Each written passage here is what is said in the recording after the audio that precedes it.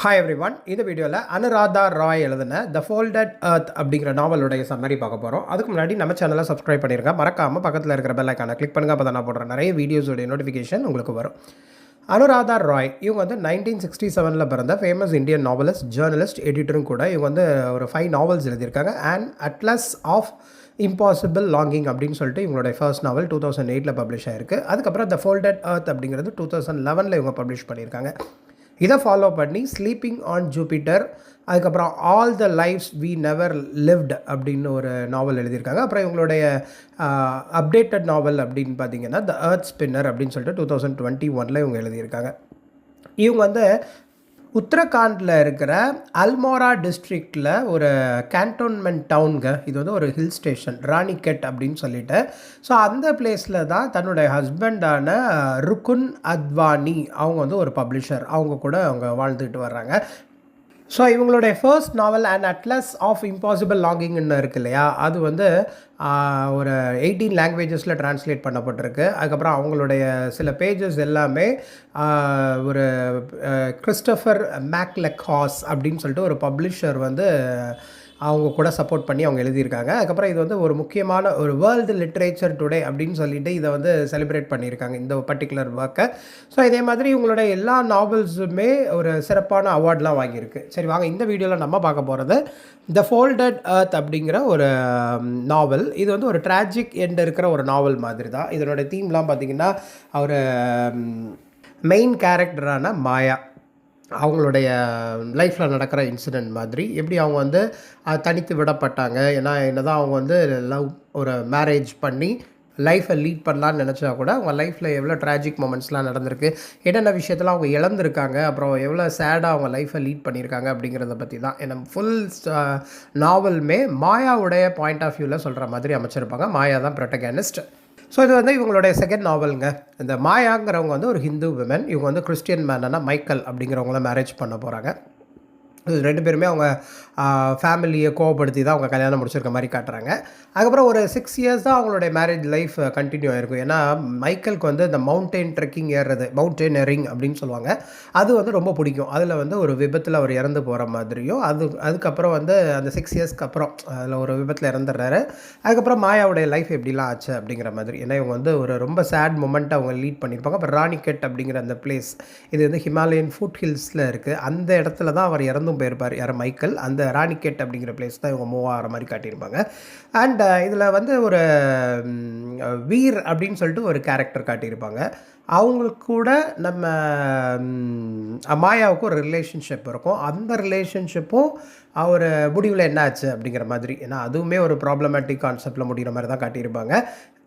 இது போக குட்டி குட்டி கேரக்டர்ஸ், அந்த வில்லேஜை டெபிக் பண்ணுற மாதிரி சில கேரக்டர்ஸ்லாம் இருக்கும். அம்மா அப்படின்னு சொல்லிட்டு ஒரு அந்த வில்லேஜ்லேயே இருக்கிற ஒரு வைஸ் வில்லேஜ் விமன். அப்புறம் சாரு அப்படின்னு சொல்லிட்டு ஒரு கிராண்ட் டாட்டர், ஒரு குட்டி பொண்ணு. அப்புறம் மிஸ்டர் சௌஹான் அப்படின்னு சொல்லிட்டு ஒரு அட்மினிஸ்ட்ரேட்டர். அப்புறம் வந்து திவான் சிஹாப் அப்படின்னு சொல்லிட்டு ஒரு கேரக்டருங்க. இவங்க வந்து ஒரு எசென்ட்ரிக் கேரக்டர் மாதிரி காட்டியிருப்பாங்க. அண்ட் கார்பெட் அவருடைய பயோகிராஃபர். மாயாவுடைய ஜெனரஸ் லேண்ட்லார்ட் அப்படின்னு காட்டுறாங்க. இது போக குட்டி குட்டி கேரக்டர்லாம் உண்டு. அப்புறம் ஒரு கேத்தலிக் ஸ்கூல் ஒன்று இருக்கும், அங்கே தான் மாயா ஒர்க் பண்ணுற மாதிரி காட்டுவாங்க அந்த நாவலுடைய செகண்ட் ஹாஃபில். அதில் வர்ற ஒரு பிரின்சிபல் மிஸ் வில்சன் ஒரு கேரக்டர். இந்த மாதிரி குட்டி குட்டி கேரக்டர்ஸ் நிறைய வரும். பட் மெயின் கேரக்டர் மாயாவை ஃபோக்கஸ் பண்ணி தான் இந்த நாவலை வந்து அமைச்சிருப்பாங்க நம்ம அனுராதா ராய்.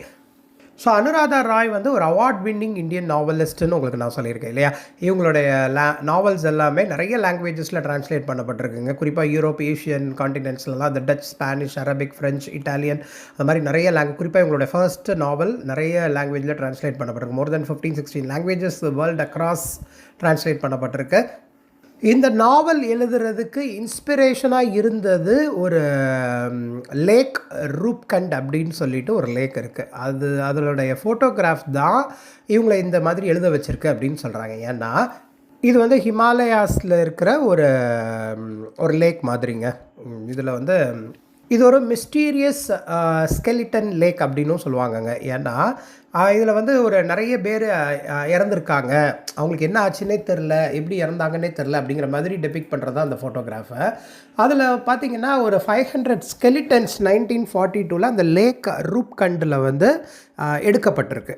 சரிதானா? அது வந்து ஒரு ஒரு மிகப்பெரிய ஒரு ஷாக்கிங் ஒரு இமேஜ் மாதிரி அந்த ஃபோட்டோகிராஃப் இருந்திருக்கும். அந்த லேக் ரூப்கண்ட ஃபோட்டோ வந்து ஸோ அதுதான் இந்த செகண்ட் நாவல் த ஃபோல்டட் எர்த் வந்து எழுதுறதுக்கு இவங்களுக்கு ரொம்ப இன்ஸ்பிரேஷனாக இருக்குது அப்படின்னு சொல்லியிருக்காங்க. இன்ஸ்பிரேஷனாக இருந்ததுன்னு சொல்லியிருக்காங்க.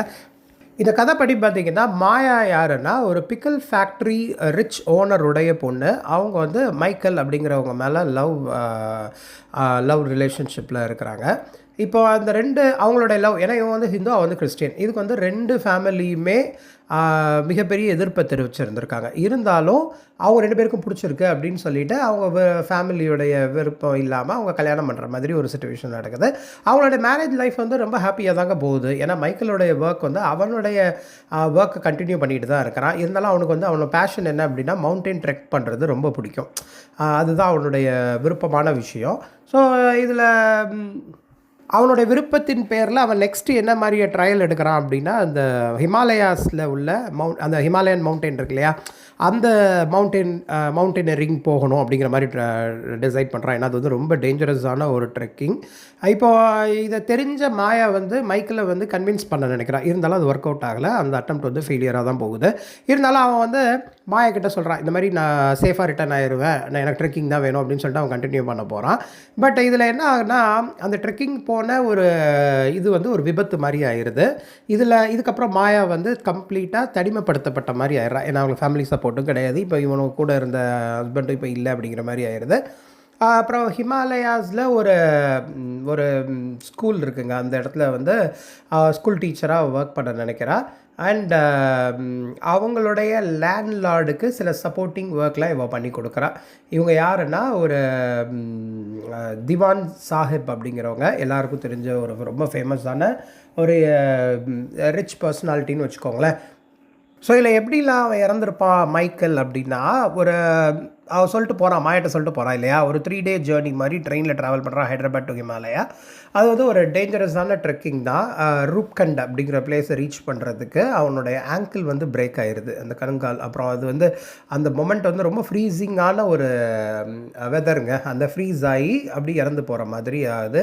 ஸோ நம்ம மைக்கேல் இறக்கும்போது மாயாவோடைய ஏஜ் வந்து 24 தான். 24லே ஏஜ் 24 இருக்கும்போதே அவள் வந்து விடோ ஆகிற மாதிரியான ஒரு சிச்சுவேஷன் ஆயிடுது.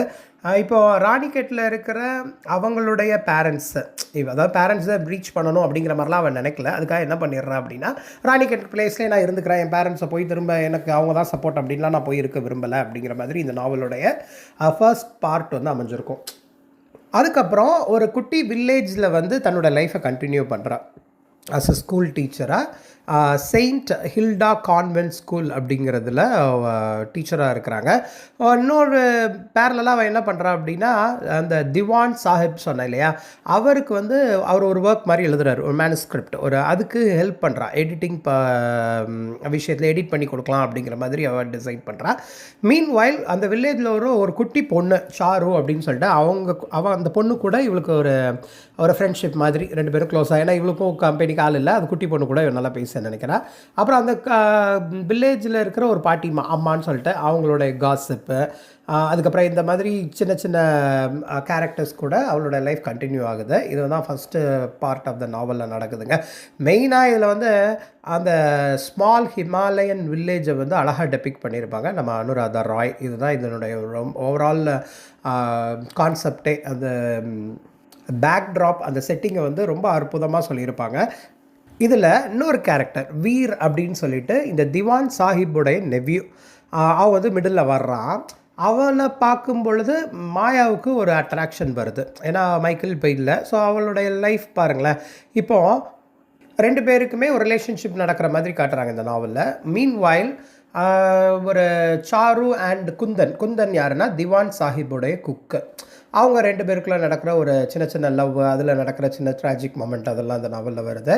இப்போது மாயா வந்து அந்த பொண்ணுக்கு எழுத படிக்கலாம் சொல்லி கொடுக்குறா. இப்போது இந்த சாருக்கு ஹெல்ப் பண்ணுறா.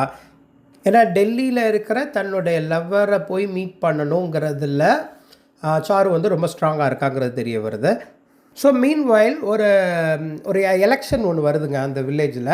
அது வந்து அந்த வில்லேஜுக்கு வந்து ஒரு பீஸ்ஃபுல் எஃபெக்டை கொண்டு வருது. ஏன்னா இதுக்கு முன்னாடிலாம் ரிலீஜனுக்குள்ளே சண்டை போட்டுக்கிறாங்க. அப்புறம் அவங்களுடைய ரேஸ், அந்த எத்னிசிட்டின்னு சொல்லுவோம் இல்லையா, அதெல்லாம் சண்டை நடந்துக்கிட்டு இருந்த ஒரு வில்லேஜ் தான். பட் அப்புறம் அந்த அப்கமிங் எலெக்ஷன் வந்து ஒரு பீஸ்ஃபுல்லாக ஆக்குது அந்த வில்லேஜை வந்து ஒரு ஒரு நல்ல ஒரு கண்டிஷனுக்கு கொண்டு வர்றது. இதுக்கு முன்னாடி என்ன ஆயிருக்கும் அப்படின்னா, அந்த சண்டை கலவரத்தில் என்னெல்லாம் ஆயிருக்கும் அப்படின்னா, புறான்னு ஒரு கேரக்டர் சொன்னேன் இல்லையா, அந்த வில்லேஜர், அவன் வந்து அட்டாக் பண்ணப்படுறான். அதுக்கப்புறம் இதெல்லாம் என்ன சொல்கிறாங்க அப்படின்னா, இவங்கெல்லாம் சைனீஸுடைய ஸ்பைஸ்னால தான், அதனால தான் இந்த சண்டை இங்கே நடக்குது. மோரோவர் இதுக்கு காரணம், இங்கே நடக்கிற சண்டைக்கு காரணம் வந்து பாகிஸ்தான். அந்த மாதிரி நிறைய ரூமர்ஸ் வந்து அந்த வில்லேஜில் வந்து ஸ்ப்ரெட் ஆகுதுங்க.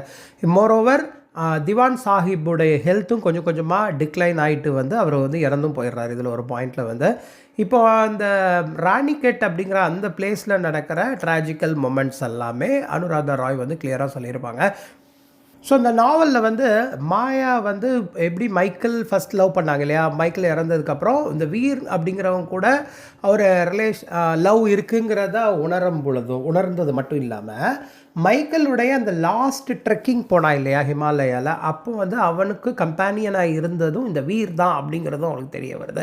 இப்போ அதில் வந்து என்னென்னா ஒரு ஸ்னோ ஸ்ட்ராம் மாதிரி வந்ததுனால அவனால் காப்பாற்ற முடியாமல் போயிடுச்சு. மோரோவர் அவருடைய மைக்கேலுடைய ஆங்கிள், அந்த கணுக்கால் வந்து பிரேக் ஆனது மொமெண்ட்லனால தான் அவன் வந்து இறந்து போயிடுவான் அப்படிங்கிறதும், அதாவது அவனால் நடக்க முடியல, கண்டினியூஸாக ட்ரெக் பண்ண முடியல, அப்போ அந்த ஃப்ரீஸ் ஆகி இறந்துருப்பான் அப்படிங்கிற விஷயமும் கடைசியில் நம்ம மாயாவுக்கு தெரிய வருது இந்த நாவலில். ஸோ இந்த நாவலுடைய மெயின் கேரக்டர் நம்ம மாயா தான். அவங்க தான் இந்த ஸ்கூல் நாவலே நரேட் பண்ணுற மாதிரி காட்டியிருப்பாங்க. நரேட்டர் அவங்க தான். இந்த மவுண்டெய்னரிங் அப்படிங்கிறது இவனுடைய பேஷன். பட் மைக்கேலுடைய ப்ரொஃபஷன் என்ன அப்படின்னா, ப்ரெஸ் ஃபோட்டோகிராஃபராக அவர் ஒர்க் பண்ணுவார்.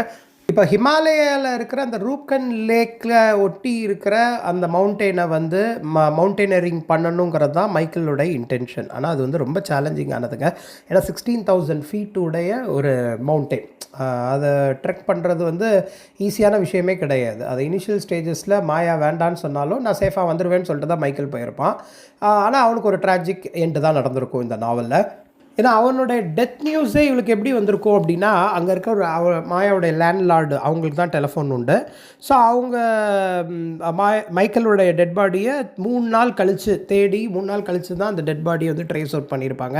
அப்போ தான் தெரிய வரும் அந்த ஆங்கிள் வந்து பிரேக் ஆகிருக்கு அப்படின்னும். அப்போ நோ டவுட் அவன் வந்து ஃபர்தராக நடக்க முடியாமல் ஃப்ரீஸ் ஆகி இந்த இடத்துல இறந்துட்டான் அப்படிங்கிறது தெரிய வருது. அப்புறம் ஃப்ரேஸ் வந்து அந்த அந்த கோல்டு ரொம்ப ஃப்ரீஸ் ஆனதுனால அப்படி கம்ப்ளீட்டாக அப்படி அவனுடைய ஃபேஸ் தான் அப்படிங்கிற மாதிரி ரெகக்னைஸ் பண்ணப்பட முடியாத அளவுக்கு மைக்கேலுடைய ஃபேஸ் மாறிடுச்சு அப்படிங்கிறதையும் சொல்ல நினைக்கிறாங்க இந்த நாவல் மூலிமா. இதனுடைய நாவலுடைய செட்டிங் வந்து இந்தியாவில் இருக்க அந்த ஹிமாலயன் மவுண்டன், அதனுடைய பியூட்டியும் சொல்லியிருப்பாங்க. அதே மாதிரி இந்த மாதிரி other side of the beauty, அந்த க்ரூயல் நேச்சுரல்ஸ் லேண்ட்ஸ்கேப், அது வந்து நேச்சுரல் லேண்ட்ஸ்கேப் தான் நம்ம அப்ரிஷியேட் பண்ணுறோம், என்ஜாய் பண்ணுறோம், தவிர அதுலேயும் நிறைய ரிஸ்க் ஃபேக்டர்ஸ் இருக்குங்கிறதையும் இந்த நாவல் மூலிமா சொல்ல நினைக்கிறாங்க அனுராதா ராய். ஸோ ஹஸ்பண்ட் இருக்கிற வரைக்கும் ஒரு பொண்ணு, அதாவது இதில் வந்து அந்த விமனுடைய லைஃப் ஸ்டைல் அழகாக சொல்லியிருப்பாங்கங்க.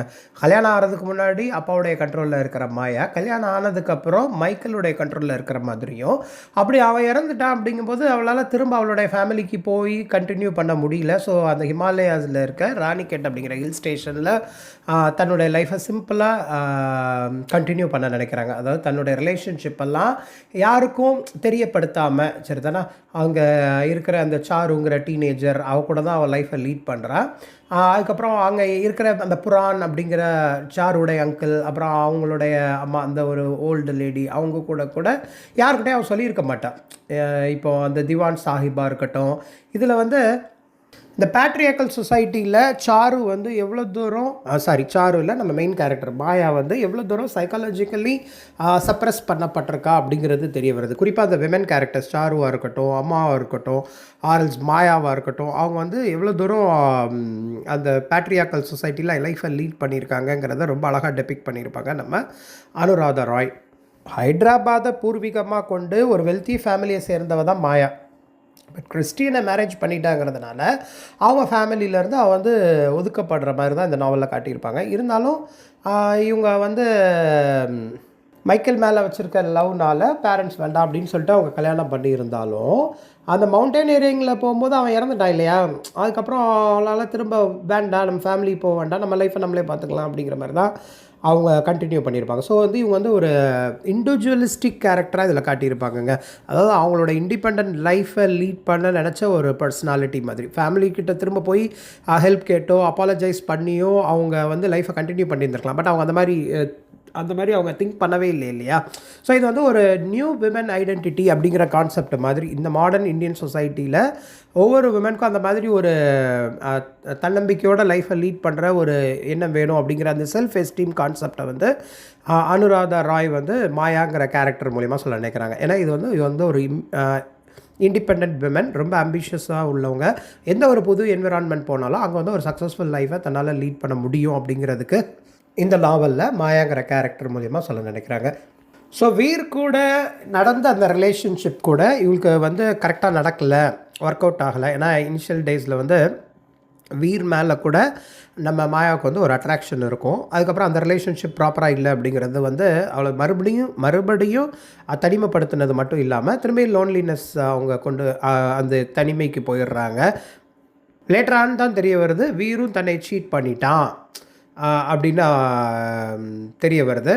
இந்த சாஹிப்புடைய ஹெல்த்துக்கு, அதாவது ஹெல்த் டிக்ளைன் ஆகி தான் அவர் இறந்துருப்பார் இல்லையா, அதுக்கு வந்து இவனும் ஒரு காரணம் அப்படிங்கிறது தெரிய வருது. அப்போ தான் அவனுடைய ரியல் நேச்சர் தெரிய வருது. மோரோவர் மாயாவுக்கு வந்து நம்ம மைக்கேலுடைய லாஸ்ட் ட்ரெக்கிங்குடைய கம்பேனியன் வீர் தான் அப்படிங்கிறதும் தெரிய வருது. இதே மாதிரி தான் இந்த நாவலில் இன்னொரு கேரக்டர் சாரு சொன்ன இல்லையா, அவங்களும் வந்து ஒரு சைலண்ட் சஃபரர் மாதிரி தான் இந்த நாவலில் காட்டியிருப்பாங்க. அப்புறம் அந்த எல்டர்லி வில்லேஜ் உமனான அம்மா அவங்களுடைய சஃபரிங்ஸ் இதெல்லாமே இந்த நாவலில் காட்டியிருப்பாங்கங்க. இது வந்து நியூ விமன் ஐடென்டிட்டி அப்படிங்கிற கான்செப்டை வந்து பேஸாக வச்சு இந்த நாவல் வந்து எழுதப்பட்டிருக்கு. ஸோ இந்த நாவல் டீல் பண்ணுற தீம்ஸ்லாம் பார்த்திங்க அப்படின்னா சொசைட்டியில் என்னென்ன ப்ராப்ளம்ஸ்லாம் விமன் ஃபேஸ் பண்ணுறாங்க, குறிப்பாக இந்த மேல் டாமினேஷன், அப்புறம் பிட்ரேயல், ரேசிசம், எக்ஸ்ப்ளாய்டேஷன், ஹெல்ப் இல்லாமல் விமன் லைஃப்பை லீட் பண்ணுற மொமெண்ட்ஸ், இதை பற்றி தான் அவங்க சொல்லியிருப்பாங்க. மோரோவர் அந்த சைக்காலஜிக்கல் இஷ்யூஸான லோன்லினஸ், ஐசோலேஷன், அதுக்கப்புறம் அந்த அவங்களோட டிசைரை அச்சீவ் பண்ண நினைக்கும் பொழுது இந்த சொசைட்டி போடுற சில கிளச்சஸ், இதை பற்றி தான் இந்த நாவலில் சொல்லியிருப்பாங்க. இதுதான் த ஃபோல்டட் எர்த் அப்படிங்கிற நாவலுடைய சம்மரி. ஸோ இந்த மாதிரி இங்கிலீஷ் லிட்ரேச்சர் ரிலேட்டட் வீடியோஸ் நிறைய பார்க்குறதுக்கு நம்ம சேனலை சப்ஸ்கிரைப் பண்ணிடுங்க. மறக்காமல் பக்கத்தில் இருக்கிற பெல் ஐக்கானை கிளிக் பண்ணுங்கள். அப்போ தான் நான் போடுற நிறைய வீடியோஸோட நோட்டிஃபிகேஷன் உங்களுக்கு வரும். தேங்க்யூ.